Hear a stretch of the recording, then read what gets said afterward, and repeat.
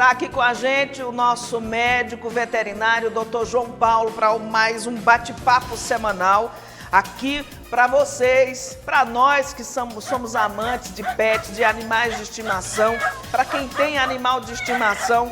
Esse é um quadro que a gente traz toda semana, né, com a colaboração do Dr. João Paulo.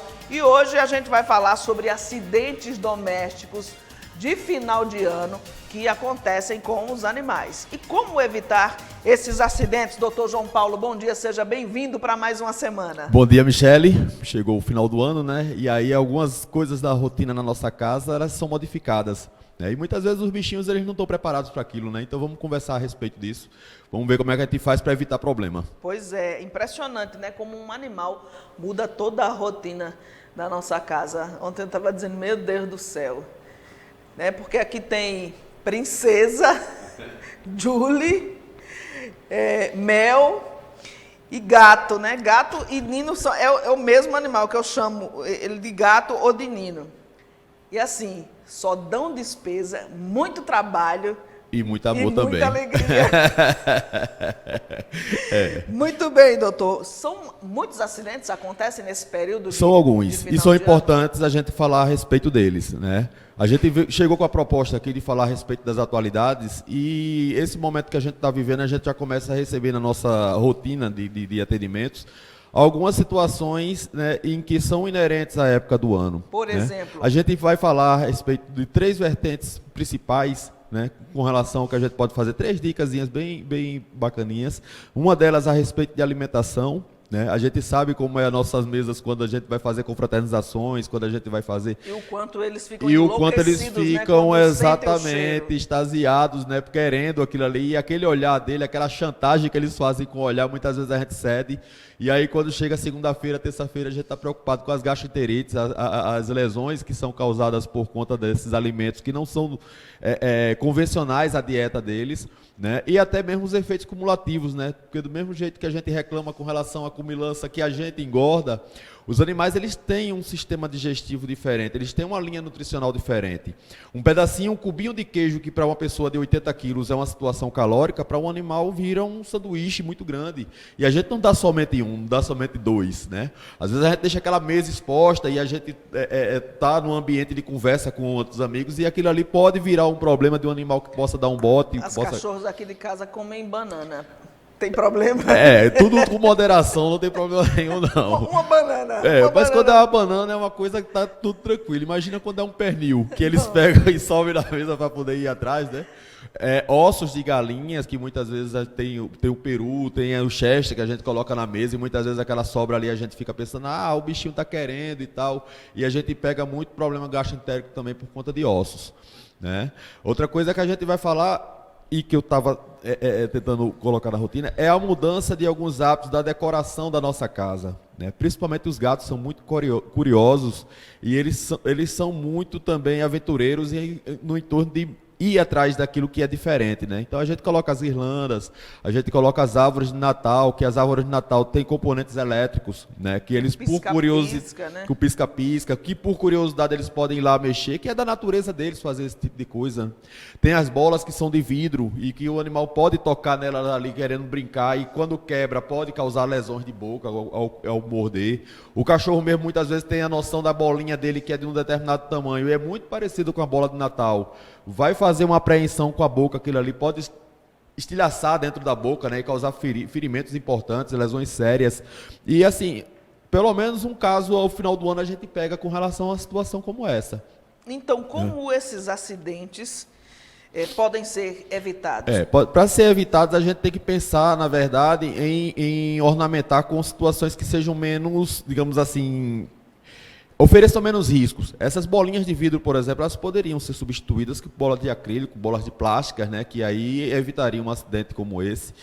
Se você já perceber... com esse primeiro cuidado na hora de comprar. Na hora de comprar os enfeites, exatamente. E aí, quando a gente colocar a árvore, a gente tem que ficar observando também qual vai ser o comportamento do animal. Se ele vai realmente querer mexer na árvore, querer fazer alguma coisa, porque pelo menos nesse período a gente teria que fazer uma restrição com relação ao acesso. Quem tem gato em casa sabe que com certeza ele vai querer Sabe mexer. o quanto ele vai querer mexer. Então a gente tem que procurar alguma forma. Existe no mercado também produtos que são repelentes, que causam um cheiro que possa ser um pouco mais assim desagradável ao animal. E aí E ele não você vai querer pode chegar fazer perto. uso dele ali somente para que ele não chegue perto, para que ele não tenha contato com aquele Que produto ambiente. é esse? Assim, comercialmente a gente não costuma falar muito a respeito de marcas, né? Mas existe produtos que a gente coloca em forma de spray, que ele agrega aquele cheiro naquele determinado ambiente e eles causam realmente um mal-estar nas narinas dos animais e fazem com que o animal se afaste daquilo Cheiro ali. cítrico, os animais, os gatos, por exemplo, eles não gostam? Não necessariamente. Eles realmente, se o cheiro for muito agressivo, ele pode repelir. Mas tem cheiros que são mais específicos que causam esse tipo de afastamento e o mercado usa muito bem como adestramento.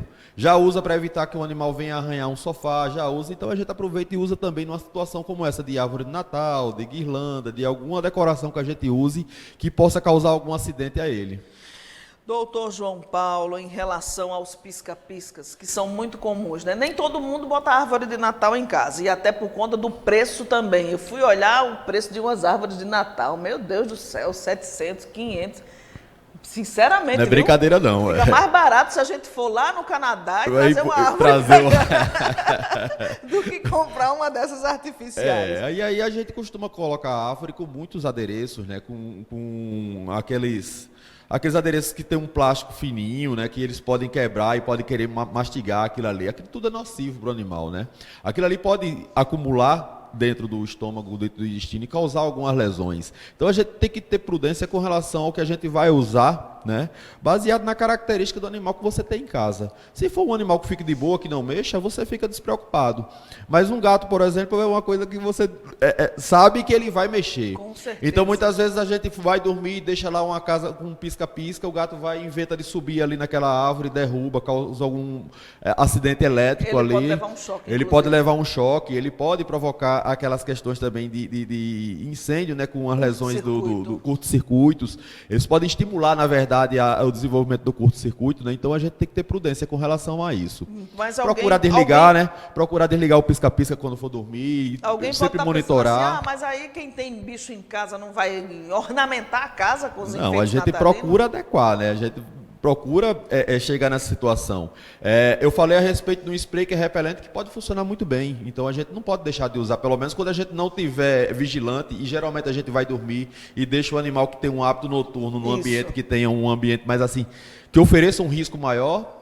A gente precisa se cuidar com relação a isso. Né? Gato principalmente, é mais curioso. Tem cão que é treloso também com relação a isso, né? Mas o gato geralmente ele é mais curioso e ele é mais aventureiro com relação a escalar, com relação a explorar aquele ambiente novo, né? Que foi colocado dentro de um ambiente que ele tem uma rotina que a curiosidade faz com que ele vá até ela. Aquilo é uma novidade naquele ambiente. Aquilo é uma novidade naquele ambiente que ele já conhece. É uma novidade. Exato. E ele quer desvendar. E ele vai desvendar, ele vai escalar, eles são aventureiros, eles são destemidos, né, para isso. Então, doutor João Paulo, em relação a casos de intoxicação, assim, com os alimentos de final de ano, com esses existe animais? casos sim, existem alimentos que realmente são nocivos aos animais. A gente costuma falar, tem sempre aquela polêmica de final de ano com relação à uva passa, né? A uva em si, a uva fresca, ela tem elementos químicos que causam lesão renal, tanto nos cães como nos gatos.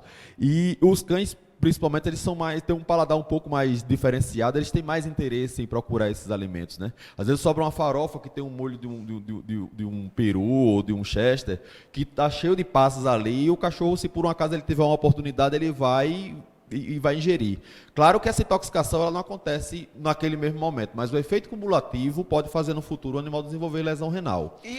Eu estava falando agora há pouco que aquele olharzinho deles, né? Quando a gente está à mesa... Isso, aquela chantagem, né, que eles fazem com os olhos. Tampidões e tal. Como fugir dessa chantagem? A gente tem que procurar, na verdade, ter disponível alimentos que já são apropriados para ele. Ter o petisco que seja dele. Pronto, quando você for comprar a sua tábua de frios, já procura colocar aquilo que seria uma alternativa para ele. Claro que não vai ter o mesmo apelo, claro que não vai ter o mesmo sabor, mas é uma forma de você evitar. Ele vai querer da gente. Ele vai querer da gente porque o olfato, aquele cheiro daqueles alimentos que são da nossa mesa, geralmente são muito mais atrativos para eles, né? Mas a gente tem que se policiar e a gente tem que tomar a ciência de que é um cão, é um gato e tem a gente. A gente tem o nosso alimento e cada um tem o deles também. E evitando isso, a gente está evitando sofrimento. A gente está evitando sofrimento, está evitando a obesidade. Carboidrato para gatos é uma causa muito importante de diabetes e muitas vezes o pessoal desconsidera isso, né? Então a gente tem que ter cuidado com relação à alimentação dos gatos. Quando se fala em carboidrato, muita gente não sabe o que é carboidrato. Carboidratos são os açúcares, né, dos alimentos, né? E o gato, por exemplo, que é um animal que a nutrição dele é carnívora, restritiva, o carboidrato ele não costuma realmente fazer um acúmulo maior. Os gatos têm ficado muito obesos porque têm usado muito carboidrato, não só naquilo que a gente coloca de extra,